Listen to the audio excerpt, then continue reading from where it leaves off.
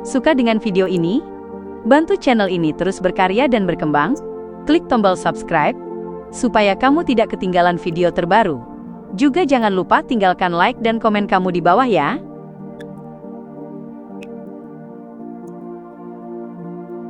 Berburu mereka? Tanya Danitz tanpa sadar. Saat ia benar-benar memahami makna di balik kata-kata Germain Sparrow, ia langsung menjadi bersemangat. Ia mengubah posisi duduknya dan menekan suaranya. Apa ada sesuatu yang bisa kubantu? Sebagai seorang bajak laut paruh waktu yang memenuhi syarat, ia sama sekali tak ada hubungannya dengan kata-kata indah seperti toleransi, kasih sayang, dan cinta. Karena ia hampir mati di tangan Steel Maveti, dan sekarang memiliki kesempatan untuk membalas dendam, ia jelas tak akan melewatkannya. Ia percaya bahwa dirinya bisa bertahan hidup di dunia bajak laut dengan mengandalkan penilaian situasi yang akurat. Tahu kapan harus melawan, kapan harus bertarung demi hidupnya, kapan harus pura-pura bodoh saat melihat musuh, dan kapan harus menyelesaikan dendam lama. Dan sekarang, ini adalah sebuah kesempatan. Danitz masih belum bisa menilai dengan tepat seberapa kuat Germain Sparrow, tetapi dilihat dari bagaimana pria itu mengurus uskup Milit, yang telah tumbang hanya dalam waktu 10 detik, rasanya kecil kemungkinan Germain akan kesulitan menghadapi Steel Maveti. Bahkan jika ia bertemu dengan Admiral of Blood, Senor, bukan hal mustahil baginya untuk menang. Tentu saja, ini dalam situasi 1 lawan 1, dan bajak laut tak pernah bicara soal kesatria, pikir Danitz. Klein sedikit condong ke depan, meletakkan siku di lututnya, lalu merapatkan kedua tangannya. Aku sudah memberitahumu. Ah? Apa? Danitz merasa bahwa ia seringkali tak mampu mengikuti alur pikir Germain Sparrow. Dalam hal ini, ia hanya bisa menghibur dirinya sendiri, bahwa orang normal dan orang gila memang berbeda. Melihat pihak lain berhenti berbicara, ia berpikir sejenak, dan akhirnya teringat apa yang harus ia lakukan. Tuliskan semua yang pernah dilakukan oleh Admiral of Blood dan kru bajak lautnya. Germain Sparrow pasti ingin tahu berapa banyak hal yang telah mereka rampok. Danitz segera mengumpulkan pikirannya, mengobrak-abrik ruangan mencari pena dan kertas, lalu mencoret-coret sepotong teks. Selama proses ini, ia merasa sangat bersyukur bahwa yang terluka adalah lengan kirinya. Setelah selesai menulis, Klein mengulurkan tangan untuk mengambilnya, membaca dengan seksama, dan dari bagian-bagian deskripsi Danitz yang kurang rinci, ia memastikan bahwa Admiral of Blood adalah tipe bajak laut yang paling khas dan paling keji. Mereka bukan hanya merampok, tetapi juga menculik orang, membantai anggota kru, serta menyiksa perempuan. Seorang bajak laut seperti Danitz ternyata bisa menulis bahasa Vesak kuno. Dia juga berpendidikan.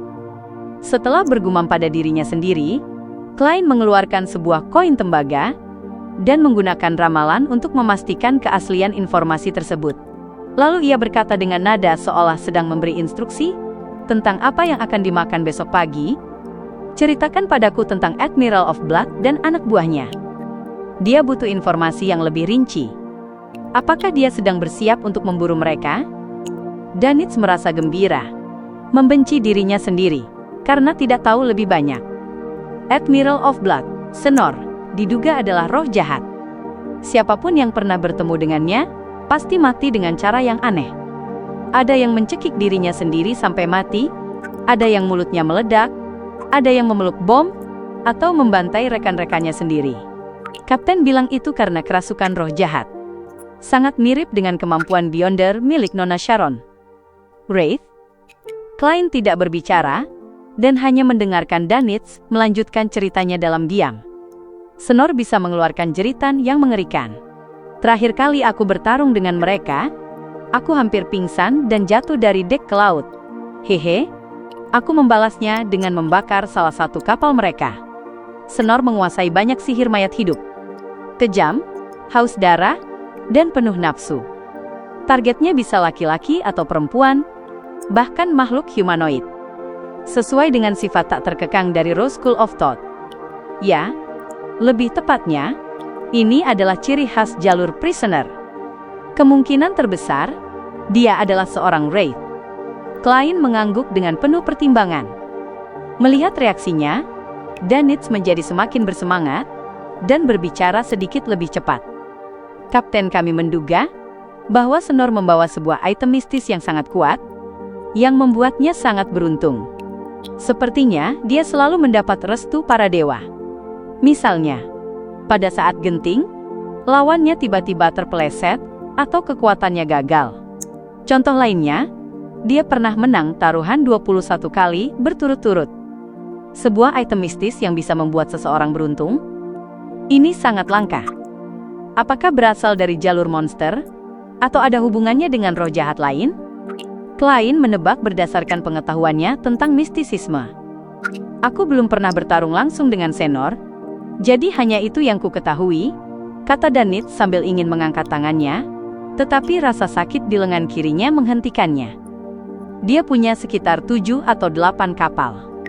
Kapal utamanya bernama Tree of Flesh and Blood. Hehe, itu berbeda dengan kami. Kami memiliki tujuan utama mencari harta dan tidak menerima siapapun. Karena itu, kami hanya punya Golden Dream. Tak heran harga buronan Admiral of Blood jauh lebih tinggi daripada wakil Laksamana Iceberg, mencapai 42.000 pound. Dari segi kekuatan, dia memang seharusnya sedikit lebih kuat. Klein langsung mendapatkan gambaran umum. Ia tetap mempertahankan postur yang sama seperti sebelumnya, seolah sama sekali tidak terpengaruh oleh informasi tentang Admiral of Blood. Bagaimana dengan bawahannya? Danitz sudah siap sejak lama dan langsung berkata, Senor punya 10 orang terkuat di bawah komandonya. Perwira pertama, kedua, dan ketiga kapal utama, serta kapten dari setiap kapal. Steel Mafeti adalah perwira kedua kapal utama.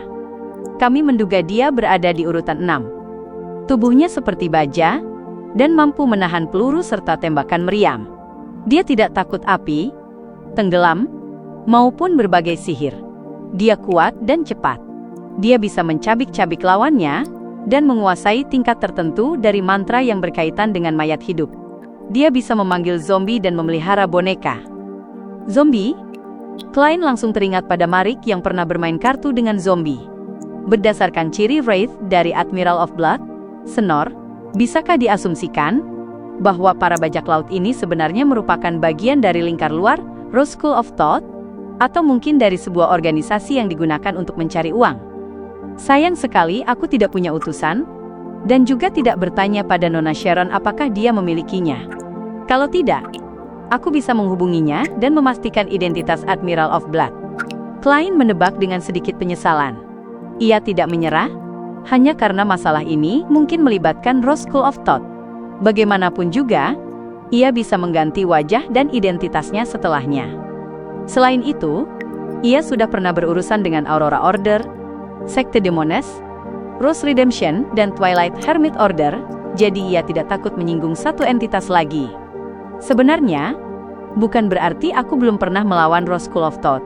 Aku sudah membunuh seorang Wraith, seorang zombie, dan seorang Wraith lagi, serta merampas Scarlet Lunar Corona dan botol racun biologis. Klein tiba-tiba menyadari betapa banyak masalah yang telah ia hadapi. Kemungkinan besar Mafeti tidak punya item mistis yang terlalu kuat. Kalau tidak, aku mungkin tidak akan bisa kabur saat itu, kata Danitz, merasa agak lega atas keberuntungannya. Dia punya banyak boneka dan zombie di sisinya, serta beberapa bawahan di urutan 7 atau 8. Sebagai perwira kedua kapal utama, dia seharusnya menjadi pemimpin kru di sekitar sini, karena dialah yang berada di sini. Kita bisa mempertimbangkan untuk memburunya terlebih dahulu. Di bawah urutan tinggi, begitu jumlah Beyonder mencapai tingkat tertentu, perubahan kualitatif akan terjadi. Dengan kombinasi berbagai kemampuan, sangat mungkin bagi sebuah kelompok untuk mengalahkan Beyonder yang lebih kuat dari mereka. Sama seperti bagaimana sebuah tim Nighthawks pasti bisa menjatuhkan seorang urutan 6, atau bahkan urutan 5. Klein tidak meremehkan Steel Mafeti dan anak buahnya, hanya karena dirinya lebih kuat dengan Creeping Hunger. Ia tetap berhati-hati seperti sebelumnya. Aku harus merencanakan dan mempersiapkan semuanya dengan baik. Pita frekuensi dan sandi yang kudapatkan dari White Shark akan sangat berguna, dan begitu radio transceiver milik Nona Magician dikirimkan, Aku akan menyuruh Danitz untuk sering memantau frekuensi itu dan melihat apakah kita bisa mengumpulkan informasi sehingga aku bisa segera masuk dan menuai hasilnya. Dan aku juga bisa memanfaatkan periode ini untuk mengeksplorasi kemungkinan akting sejati. Tak lama kemudian, Klein merumuskan sebuah rencana sambil terus mendengarkan Danitz menceritakan sisa bawahan Admiral of Blood. Setelah beberapa waktu, ketika Danitz akhirnya selesai, ia menyimpulkan dengan penuh semangat, kalau Stilma Feti bisa dibunuh dan namaku tercatat, masalah ini pasti akan masuk koran. Begitu tersebar, aku tak perlu lagi khawatir memberitahu Kapten. Ia takut ada pengkhianat di antara mereka, dan bahwa semua titik kontak di Kepulauan Rorstedt berada di bawah kendali musuh. Karena itu, ia tidak berani melakukan kontak secara gegabah. Ia masih kesal memikirkan masalah, bagaimana memberi peringatan pada kaptennya. Dia benar-benar punya otak. Klein mengangguk dan berkata, kau bertanggung jawab mengumpulkan informasi dari segala aspek tentang Steel. Baik, jawab Danitz dengan senyum muram, teringat pada pukulan yang hampir menembus jantungnya sore itu. Klein perlahan berdiri dan berjalan menuju jendela. Di luar gelap gulita, angin meraung dan hujan mengguyur deras. Pemandangannya tampak seolah akhir dunia telah tiba. Mengingat apa yang akan ia lakukan selanjutnya, ia tak bisa menahan perasaan bahwa dirinya sedang melakukan sebuah peran dalam arti tertentu. Tersenyum, ia bergumam pelan pada dirinya sendiri. Malam ini, Germain bergabung dalam perburuan. Kota kedermawanan, Bayam, di Katedral Wave. Alger Wilson, yang telah menerima gas anestesi dari Sangwin, sedang bersiap untuk berlayar kembali demi salah satu bahan utama Windblast ketika ia dipanggil oleh uskup keuskupan setempat. Belakangan ini beredar rumor bahwa wakil Laksamana Iceberg memperoleh Death Key. Semua bajak laut di Laut Sonia menjadi gelisah karena ini, kata sang uskup dengan suara berat. Selidiki masalah ini. Ia adalah seorang pria tua dengan kepala penuh rambut putih, tetapi tetap berenergi seperti biasa. Cara bicaranya bahkan lebih cepat daripada pemuda, seolah ia bisa menerjang keluar kapan saja, dan menyelesaikan semua masalah secara pribadi. Tubuhnya kuat, otot-ototnya menonjol di balik jubah uskupnya. Angin berdesir di sekelilingnya setiap kali ia bernapas, dan udara terasa lembab. Rumor semacam ini muncul setiap tahun, tapi semuanya berakhir palsu. Kabar seperti ini memang sering menyebar di laut. Bahkan kalau itu benar, aku juga tidak punya hak untuk terlibat. Tak perlu mengambil risiko. Aku hanya perlu menjalankan formalitas dan bergerak di pinggiran masalah ini. Alger bergumam dalam hati. Ia mengepalkan tinjunya dengan khidmat dan menghantam dada kirinya. Ya yang mulia, semoga badai menyertai Anda. Uskup keuskupan Chogo sangat puas dengan sikap Alger dan membalas salam yang sama. Semoga badai menyertaimu. Alger Wilson yang merasa didorong semangat segera meninggalkan katedral dan kembali ke alun-alun di luar. Badai semalam telah mereda, dan hanya daun-daun berserakan serta genangan air di tanah yang menjadi bukti kedatangannya. Setelah menghirup napas udara segar pasca hujan, Alger memutuskan untuk mengunjungi beberapa tempat di mana para bajak laut sering berkeliaran. Ia berencana berpura-pura bekerja keras dengan mencoba mencari informasi. Jika ia kebetulan bertemu seseorang dengan buronan beberapa ratus pound, ia tak keberatan menangkap bajingan malang itu. Dalam pandangannya, mereka adalah arus kas cair yang bisa ditambahkan ke tabungannya.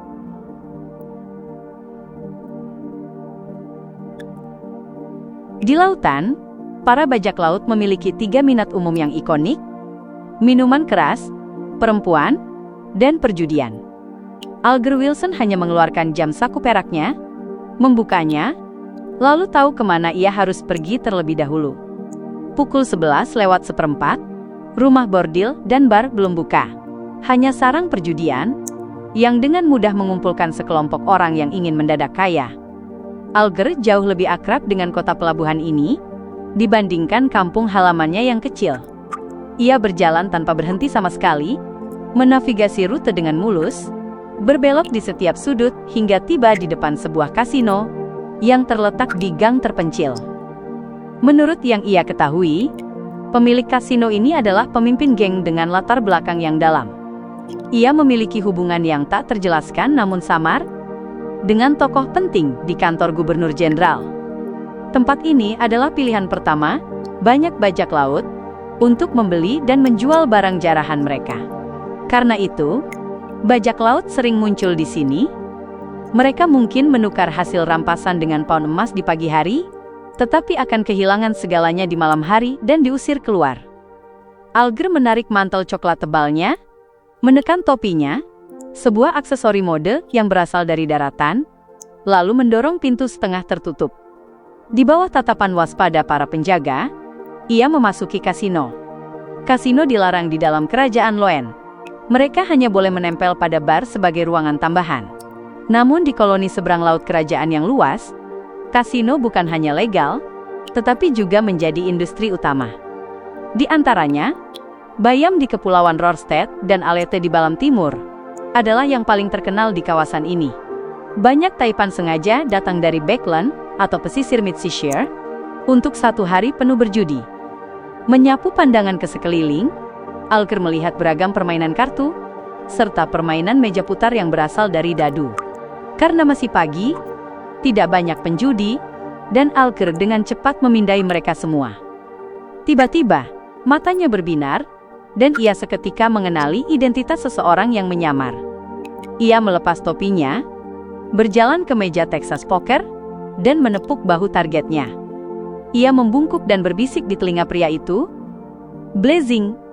Danitz kebetulan sedang membalik sudut kartunya dengan tangan kanan, sehingga ia hampir melonjak kaget karena tepukan itu, dan nyaris melemparkan bola api ke arah orang di belakangnya. Setelah diserang Steel Mafetti, ia tahu bahwa ia tidak boleh mencari informasi dengan penampilan aslinya, karena ia bisa menjadi target bajak laut serakah. Meski sebagian besar bajak laut tidak kuat, dan tidak tergolong ancaman bagi Danitz, ia tetap tidak ingin menampakkan diri, kalau hal itu menghambat rencana perburuan Steel Mafetti. Namun yang mengejutkannya, penyamaran yang ia kenakan dengan susah payah terbongkar, hanya 1 jam setelah ia meninggalkan rumah. Ia cepat memalingkan kepala ke samping, dan melirik lewat sudut matanya pada orang yang telah menyapanya. Ketika ia melihat rambut biru tua seperti rumput laut yang khas itu, Danitz sedikit rileks, dan berbalik mengamati, apakah para pemain lain mendengar sapaan tersebut. Para penjudi semuanya sedang meneliti kartu tertutup mereka dengan seksama, entah memilih mundur atau melanjutkan, tanpa satupun memperhatikan apa yang terjadi di sisinya. "Kenapa kau di sini?" tanya Danitz santai. Ia dan Alger pernah bertemu dalam pertemuan privat sebelumnya, dan ia tahu pihak lain memiliki sebuah kapal hantu dan belasan pelaut. Ia cukup kuat, namun tidak dikenal. Menurut penilaian Vice Admiral Iceberg, jika kru bajak laut yang kecil dan lemah seperti itu mampu mempertahankan sebuah kapal hantu kuno, berarti mereka didukung oleh faksi yang kuat. Mungkin mereka anggota gereja Storms, atau mungkin terkait dengan raja bajak laut tertentu atau organisasi rahasia. Biasanya mereka menyamar sebagai bajak laut biasa dan mengumpulkan informasi bagi pihak yang benar-benar mereka setiai. Mereka mudah menghapus jejak pada waktu-waktu tertentu, dan kadang melakukan hal-hal yang tidak nyaman bagi kekuatan yang mendukung mereka. Misalnya, membungkam orang lain atau menjarah barang-barang khusus tertentu. Ada cukup banyak kru bajak laut seperti ini, dan tidak ada yang terlalu mempersoalkannya. Alger menarik kursi di dekatnya dan duduk. Ia memiringkan kepala dan bertanya dengan suara rendah, "Aku dengar kaptenmu mendapatkan Detski?" Danitz mendengus tertawa. "Aku kira kau punya otak, tapi ternyata mengecewakanku. Bagaimana mungkin benda seperti itu didapatkan semudah itu? Kami pasti akan menjualnya kalau kau mau dan dengan harga yang pantas. Bagaimana? Mau mempertimbangkan transaksi ini?" Alger berkata santai. "Mungkin itu memiliki rahasia lain. Mungkin ada seseorang yang ingin berurusan dengan kaptenmu. Siapa tahu?" Tai anjing. Terganggu oleh kartu barunya, Danitz memaki keras. Lalu ia menurunkan suaranya dan berkata, "Benda itu tidak tampak seperti ciptaan manusia. Mungkin milik para raksasa atau iblis." "Ciptaan? Kaptenmu masih bersikeras mengajarkan bahasa pada kalian semua?" Tanya Alger sambil tersenyum geli. Rumornya, Vice Admiral Iceberg adalah seorang wanita yang sangat ketat dalam urusan pengetahuan. Ia tak tahan melihat sekelompok buta huruf di bawah komandonya. Jadi, setiap hari di Golden Dream ada kelas pengetahuan umum dan membaca, dan setiap hari ia memaksa kru bergiliran ikut. Dengan nada ingin melupakannya, Danitz berkata, "Itu jauh lebih sulit daripada bertarung. Karena ini, biasanya kami tidak bisa merekrut cukup kru. Setiap kali kami berlabuh untuk mengisi perbekalan, akan ada orang yang mengundurkan diri." Ia tidak melanjutkan topik itu. Menatap bandar, ia berkata pada dirinya sendiri, "Tolong awasi keberadaan Steel." "Steel Mafetti? Perwira kedua Admiral of Blood?" Alger menunduk menatap lengan kiri Blazing yang sedikit disangga bidai, lalu bertanya, "Kau diserang? Demi kunci itu?" "Otaknya sudah dimakan zombie-zombinya," Danitz menegaskan. "Kau ingin membalas dendam padanya?" Alger menebak dari nada bicara dan permintaannya. Danitz tersenyum tanpa menjawab. Tampak seolah-olah ia sedang berkonsentrasi pada kartu tertutup barunya. Alger berpikir sejenak sebelum berkata, "Terakhir kali kaptenmu muncul adalah 7 hari lalu, dekat Pulau Sonia. Ini dikonfirmasi lewat telegram. Golden Dream tidak mungkin tiba di Bayam secepat itu. Kau punya penyelamat baru? Kalau hanya kau sendirian, maka kau bukan tandingan Steel meski ia sendirian. Dan seperti yang kau tahu, ia selalu dikelilingi orang." Menanggapi pertanyaan Alger, Danitz melempar sebuah chip. "Call. Siapa dia?" Alger mula-mula menganggap sikap Danitz sebagai persetujuan tersirat. Ia mempertaruhkan harapan dengan bertanya karena itu tanpa risiko. Danitz menatap kartu yang terbuka dan menjawab singkat, "Kau tidak akan tahu." "Aku tidak akan tahu?" Seseorang yang punya kekuatan untuk menghadapi Steel Mafetti seharusnya punya sedikit reputasi di laut, entah ia bajak laut atau petualang. Kecuali mereka berasal dari organisasi rahasia tertentu, atau ini perjalanan laut pertama mereka. Tentu saja, mungkin juga Danitz tidak ingin menjawab karena takut membocorkan rahasia. Itu yang paling mungkin. Seseorang dari organisasi tertentu pertama kali berlayar dengan kekuatan untuk menghadapi Steel Mafetti. Alger sedikit mengangkat kepala saat ia tiba-tiba mendapat dugaan berani. Ia mengetuk tepi meja dan bertanya seolah sedang mengobrol tentang cuaca. "Apakah pelabuhan Banshee menyenangkan?" Ia menekankan kata menyenangkan. Danitz menoleh kaget dan memuntahkan, "Bagaimana kau tahu?" Ia percaya bahwa dengan gaya gereja Storms, mustahil mereka mengumbar aib. Selain itu, para penumpang White Agate baru tiba tadi malam. Orang-orang yang menyaksikan kejadian itu, semuanya telah menandatangani perjanjian kerahasiaan, jadi bagaimana mungkin kabar itu menyebar secepat ini? Alger tersenyum tanpa menjawab. Pada saat ini, ia memahami nilai kata-kata Kaisar Rosel, berhipotesis dengan berani dan memverifikasi dengan cermat. Danitz menyimpan kemenangannya dan bergumam, "Bukan masalah besar. Ada kebangkitan beberapa adat kuno yang menyebabkan jatuhnya seorang uskup gereja Storm. Seperti yang kuduga." Alger terkekeh dan berkata, "Aku akan membantu mengawasi Steel. Tapi bagaimana aku menghubungimu?" Jalan Amiris nomor 15 adalah rumah kosong. Tulis informasinya di secarik kertas dan lemparkan ke dalam," jawab Danitz ragu. Alger mengangguk dan berdiri sambil menepuk bahu Blazing Danitz. "Jangan lupakan bayaranku." Ia berbalik dan berjalan menuju pintu. Memandang kapten kapal hantu itu pergi, Danitz tak bisa menahan gerutu.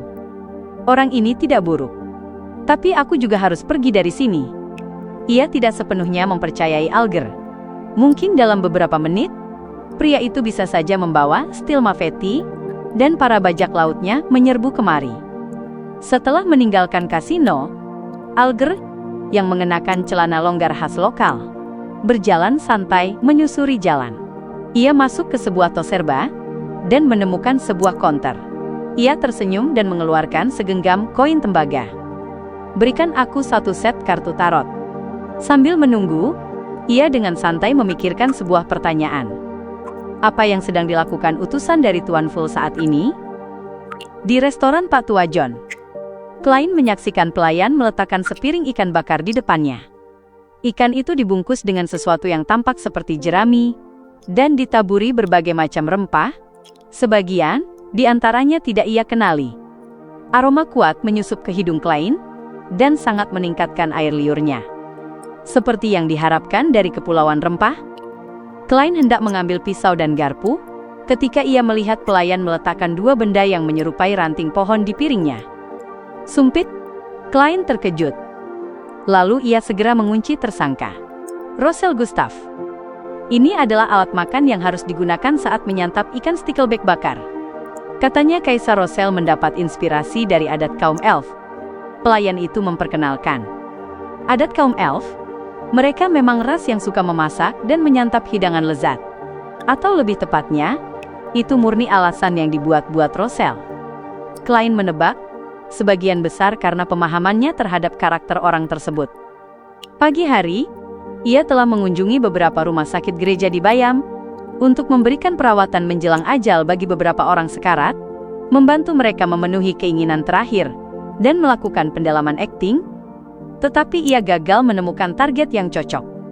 Bukan berarti tidak ada yang meninggal di rumah sakit, melainkan semuanya memiliki kerabat yang menemani atau menyaksikan kematian mereka. Tidak ada kemungkinan baginya untuk menyamar sebagai almarhum selain menakuti orang. Aku akan menuju bar tempat para petualang berkumpul. Pasti ada banyak orang asing yang mungkin mati di sudut gelap seperti anjing liar, demi mengejar kekayaan di laut, sementara keluarga mereka mungkin tak akan pernah mendengar kabar tentang mereka lagi. Klein menekan pikirannya dan memusatkan perhatian pada makanan lezatnya.